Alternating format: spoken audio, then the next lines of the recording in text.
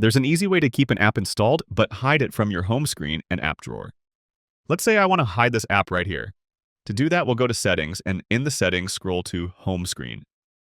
In the home screen settings, there's a section called Hide Apps on Home and App Screen.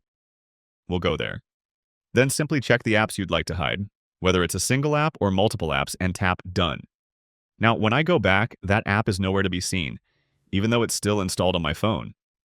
And the next question, of course, is, how do you open the app if it's hidden? Well, there's a couple of ways to do that.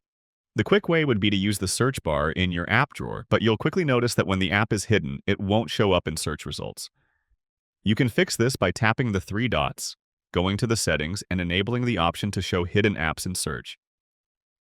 After this, I can search for the app, and it shows up in my search results, and I can launch it from there.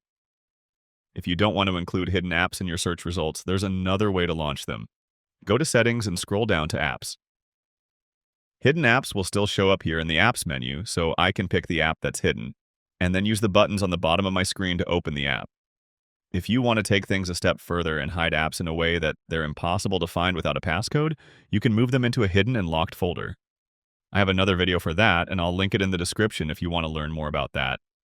That's all. Click the like button if this helped you, and subscribe for more easy guides like this.